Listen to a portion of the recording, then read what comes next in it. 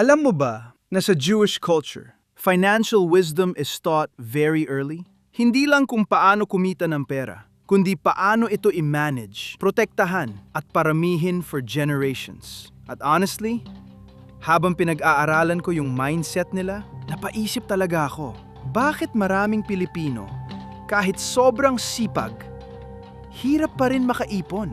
Bakit parang isang emergency lang pwedeng bumagsak financially ang isang pamilya? At bakit maraming tao, kahit tumaas na ang sweldo, parang wala pa ring peace pagdating sa pera? Maybe, hindi lang income ang problema. Maybe mindset. Maybe culture. Maybe wala tayong tamang structure pagdating sa pera. At sa video na to, pag-uusapan natin yung isa sa pinaka-interesting na natutunan ko from Jewish financial wisdom, yung tinatawag na 4-account rule. And honestly, may 3 points dito na feeling ko pwedeng magbago ng tingin mo sa pera bilang Filipino. Kaya tapusin mo yung video kasi sa dulo, may short prayer tayo for financial wisdom and breakthrough. Sa Jewish culture, one thing na mapapansin mo, intentional sila pagdating sa pera. Hindi emotional, hindi impulsive, hindi yung may sweldo, gastos agad. May structure, may assignment bawat pera. At honestly, dito maraming Filipino ang nahihirapan. Kasi aminin natin, emotional tayong gumastos. Deserve ko to.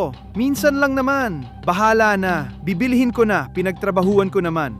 Tapos maya-maya, walang natira. At idagdag mo pa yung pressure ng modern Filipino life. Bills, utang, pamilya, breadwinner responsibilities, mga kamag-anak na umaasa, installment, online budol, social media pressure. Minsan nga, kahit wala ka ng extra, nahihiya ka pang tumanggi. At dito ko na-realize, maraming Pilipino are not financially destroyed because tamad sila. Actually, sobrang hardworking ng mga Filipino. Pero maraming tao, walang financial structure. Survival mode lang palagi. At yung nakakatakot sa survival mode, kahit tumaas na yung income mo, kapag walang structure, possible na tumaas lang din yung gastos mo. Isa sa pinakakilalang principle sa Jewish financial wisdom is separating money with intention. Hindi yung save kung may matira. No. Bago pagastusin ang pera, may assignment na agad. At dito pumapasok yung 4 na account rule. Simple lang yung concept. Every time na may papasok na income, hatiin agad into 4 na categories. Hindi based sa emotions, based sa wisdom. Yung first account, 10% for giving. Now wait, hindi ito tungkol sa pagiging uto-uto. At hindi rin ito tungkol sa pagiging people pleaser. Ang principle dito is, train your heart not to worship money. Kasi maraming tao, akala nila hawak nila yung pera nila. Pero ang totoo, pera yung may hawak sa emotions nila. At isa sa napansin ko, maraming Filipino ay naturally generous. And honestly, magandang ugali yon. Pero minsan, nagiging unhealthy. Yung tipong, ikaw na walang ipon, ikaw pa ang sasalo sa lahat, ikaw na drained, ikaw pa inaasahan. At kapag tumangi ka, ikaw pa yung masama. That's not wisdom anymore. That's financial self-destruction disguised as kindness. Ang difference ng wise generosity, may boundaries. Second account, 20% for your future. Ito yung emergency fund, savings, investments, protection. At honestly, ito yung isa sa pinakamalaking difference ng long-term thinkers. They prepare early. Hindi sila naghihintay ng crisis bago mag-isip. At dito ako natamaan bilang Pilipino. Kasi karamihan sa atin, ang mindset, siya ka na ako magsasave pag malaki na sweldo ko. Pero truth is, kung hindi mo kayang mag-build ng discipline ngayon, dadalin mo yung same habits kahit lumaki income mo.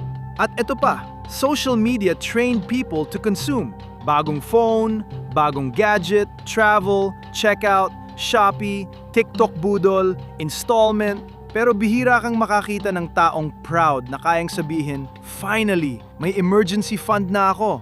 Kaya minsan, mukhang okay ang tao online, pero isang hospital bill lang, financially wiped out agad. By the way, mag-comment ka nga kung taga saan ka nanonood. Gusto naming malaman kung saan umaabot itong video natin, para maalala rin kayo ng mga prayer warriors natin.